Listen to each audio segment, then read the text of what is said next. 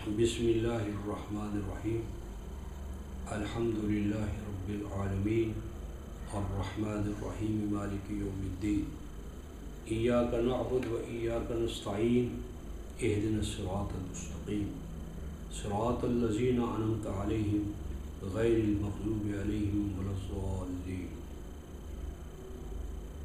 آغاز اس اللہ کے نام سے جو رحمان بھی ہے اور رحیم بھی۔ تمام خوبیاں اور کمالات ان کا منبع وہ اللہ ہے جو تمام اقوام عالم اور تمام جہان کا مالک بھی ہے اور ان کے لیے سامان ربوبیت بہم پہنچانے والا بھی ہے۔ وہ اللہ رحمان بھی ہے اور رحیم بھی، اور مقافات عمل کے دور میں مالکیت اسی کے لیے خاص ہے۔ اے رحمان و رحیم اللہ، ہم صرف آپ کی محکومیت اختیار کرتے ہیں اور صرف آپ ہی کے نظام کو ہم اپنے لیے قوت و طاقت کا باعث مانتے ہیں۔ اے ہمارے رحمان و رحیم اللہ، ہمیں استقامت کے ساتھ اس محکم و پائیدار راستے پر چلتے رہنے کی توفیق عطا فرماتا رہے کہ جس پر چلنے کے نتیجے میں آپ پے بپے اپنی نعمتیں نازل کرتے ہیں اس قوم پر، اور اے اللہ، جس قوم پر آپ کی نعمتیں نازل ہوتی ہیں وہ کبھی بھی غضب کی زد میں، ہلاکت کی زد میں، تباہی کی زد میں نہیں آتے، اور نہ ہی وہ آپ کے راستے کو چھوڑ کر کسی اور راستے پر چلنے کا ارادہ کرتے ہیں۔ رفقائے محترم، یہ سورۃ الفاتحہ کا ایک لفظی مفہوم ہم نے بیان کیا ہے، اور یہ سورۃ الفاتحہ قرآن حکیم کی پہلی سورت ہے۔ تو اس سے پہلے کہ ہم اس سورت کے مضامین اور معارف پر گفتگو کریں، مناسب معلوم ہوتا ہے کہ ابتدائی طور پر ہم قرآن کے بارے میں جانیں کہ قرآن کیا ہے۔ عام طور پر قرآن حکیم کا لفظ اس معنی میں استعمال ہوتا ہے کہ کسی چیز کو پڑھنا، یعنی قرآن قرأ، جس کا معنی ہے پڑھنا۔ لیکن حقیقت یہ ہے کہ پڑھنے میں قرآن کے مفہوم کی ادائیگی نہیں ہو پا رہی، کیونکہ جہاں تک پڑھنے کا تعلق ہے تو ہزارہ چیزیں دنیا میں پڑھی جا رہی ہیں، اخبارات اور رسائل سے لے کر صحف ماسبق تک، تورات ہے، انجیل ہے، وید ہیں، اور کتابیں ہیں جن کو پڑھا جا رہا ہے۔ تو اگر پڑھا جانا یہ قرآن ہے تو ہزارہ چیزیں ہیں جو آپ کو قرآن کے ساتھ مشابہت کی دعوے دار نظر آئیں گی۔ تو اصل یہ ہے کہ قرآن یہ نہیں ہے۔ قرأ یقرأ یہ عربی زبان کا لفظ ہے، اس کا معنی ہوتا ہے کہ کسی چیز کو دوسری چیز کے ساتھ اس طرح جوڑ دینا کہ اس جوڑ کے نتیجے میں ایک تیسری چیز پیدا ہو جائے۔ جس طرح مثلا آکسیجن اور ہائیڈروجن کو ایک خاص تناسب سے جب ہم ملاتے ہیں تو اس کے نتیجے میں پانی پیدا ہو جاتا ہے۔ یہ آکسیجن اور ہائیڈروجن کا آپس کا ملاپ کہ جس کے نتیجے میں پانی پیدا ہو جائے یا ہوتا ہے، عربوں کے ہاں یہ پروسیس جو ہے یہ قرآن کہلاتا ہے۔ تو دراصل قرآن کیا ہے؟ ذکر اور انثیٰ کا ملاپ، خالق و مخلوق کا ملاپ، کسی بھی دو چیزوں کا آپس میں امتزاج کہ جس کے نتیجے میں ایک تیسری مثبت اور تعمیری اور شاندار چیز پیدا ہو جائے، یہ قرآن کہلاتا ہے۔ پس قرآن وہ کلام ہے، وہ نظام ہے کہ جو مخلوق کو اس کے خالق سے ملاتی ہے، یعنی قرآن یعنی وہ نظام حیات، وہ کلام الہی کہ جس کو اپنا کر مخلوق اپنے خالق سے ملتی ہے۔ اچھا، مخلوق کا خالق سے ملنا کیا معنی ہے؟ تو اصل یہ ہے کہ یہاں مخلوق سے ہماری مراد انسان ہے، اور بالخصوص آگے چل کر مسلمان ہے جو اس قرآن کو مان لیتا ہے۔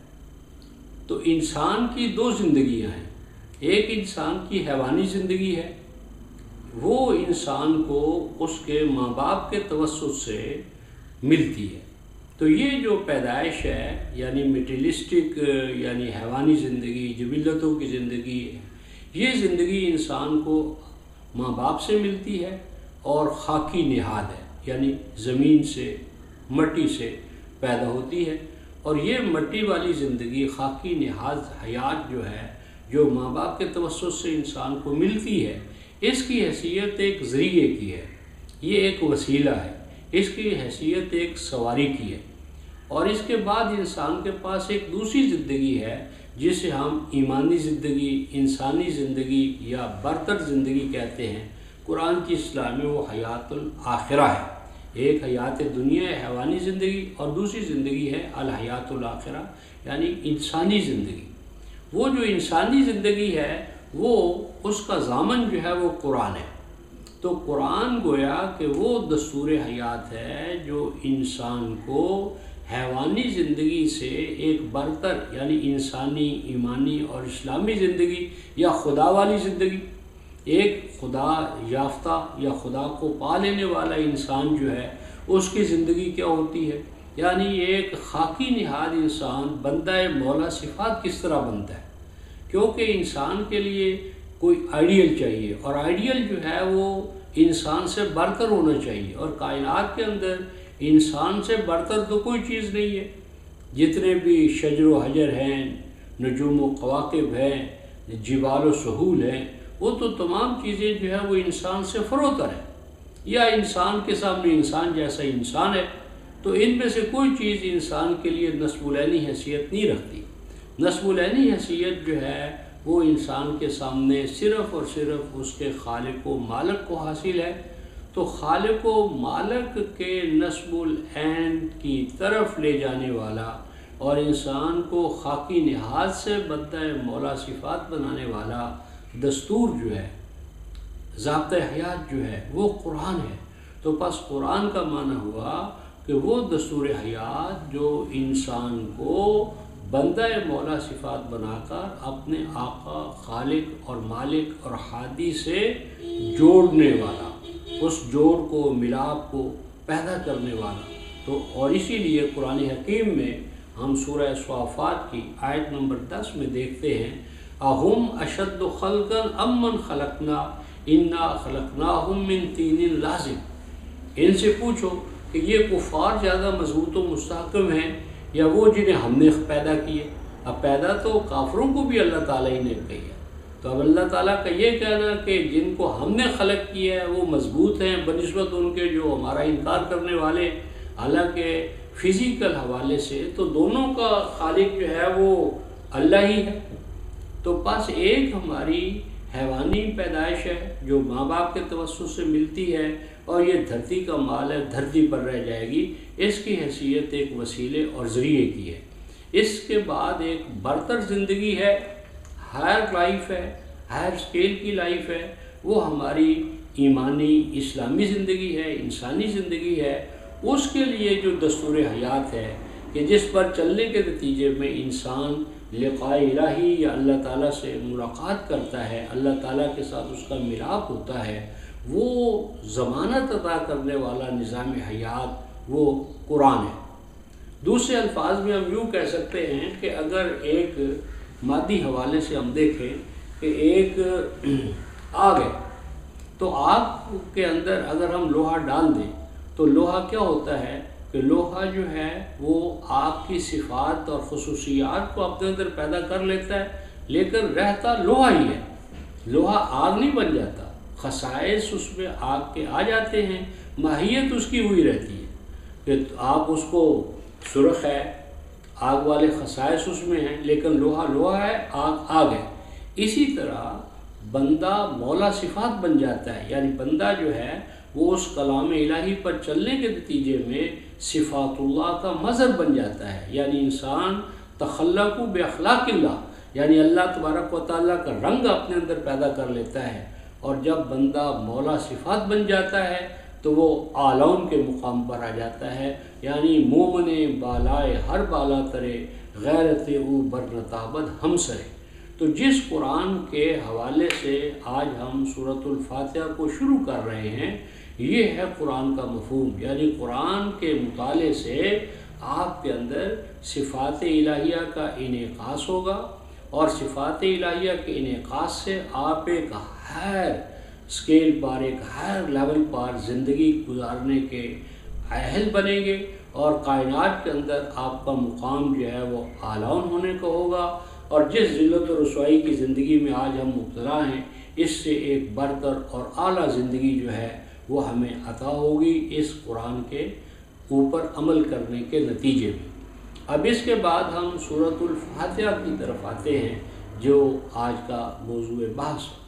تو اس میں یہ بات نوٹ کریں کہ قرآن میں 4 مقامات ہیں کہ جو الحمد سے شروع ہوتے ہیں۔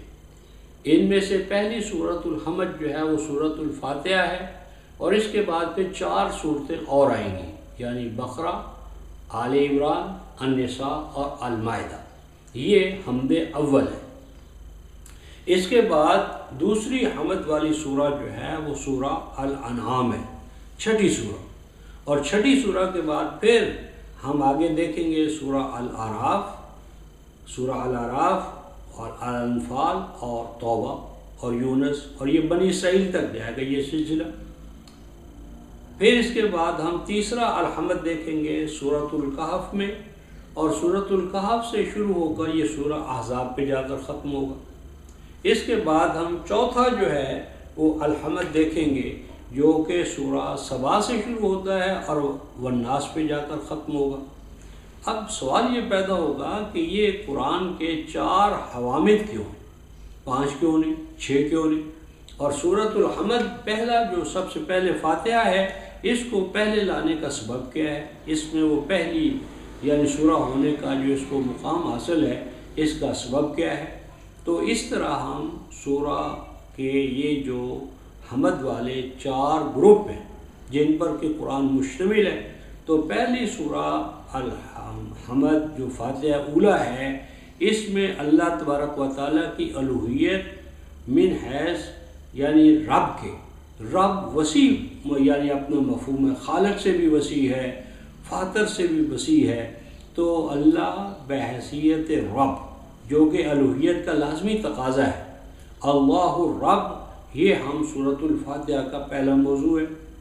سورۃ الانعام جو دوسری حمد والی سورت ہے، اس میں اللہ الرب کو بطور خالق اور خالق ہونے کے ناطے سے مخلوق کے مسائل کے حوالے سے یہ دوسرا موضوع ہوگا، اور تیسرا الحمد جو ہے سورۃ الکہف سے جو خالق ہے، لازم ہے کہ وہ ہادی بھی ہو، خلق کے لیے ہدایت کا بہم پہنچانا یہ اللہ تبارک و تعالیٰ کی ڈیوٹی ہے، فریضہ ہے۔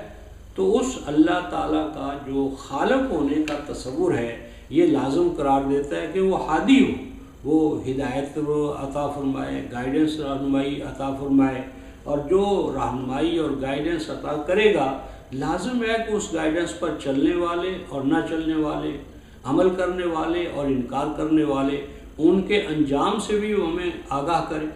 تو وہ انجام سے آگاہ کرنا یا مکافات عمل کا نتیجہ مرتب کرنا یا جزا و سزا کے نظام کو پوری طرح نافذ کرنا، یہ جو ہے مکافات عمل یعنی مجازات، جزا و سزا۔ تو جو کہ یہ جزا و سزا جو ہے لازم ہے، اس کے بغیر تو قانون پر چلنے کا کوئی فائدہ ہی نہیں ہے۔ اگر قانون پر عمل درآمد کرنے والے اور نہ کرنے والے دونوں برابر ہیں تو کوئی یعنی ایسے نظام کو اپنانے کی ضرورت نہیں ہے۔ اس کے بعد چونکہ یہ مکافات عمل جزا و سزا حیات دنیا میں بھی ہے اور حیات آخرہ میں بھی، اور یہی دین کا وصف خاص ہے جو اسے مذہب سے جدا کرتا ہے، اس لیے چوتھے چیپٹر کے اندر ہم حمد کی 2 صورتیں دیکھیں گے، سبا اور فاتر۔ سبا کے اندر حیات دنیا کی جزا و سزا اور فاتر کے اندر آخرت کی جزا و سزا، اس طرح پھر آخری صورت کے اندر یہ دونوں مضامین ساتھ ساتھ چلیں گے۔ تو اس طرح ہم سورہ فاتحہ کے مضامین کا تفصیلی تجزیہ اور ربط کے حوالے سے گفتگو کو جاری رکھیں گے۔ تو آخر دعوانا ان الحمدللہ رب العالمین۔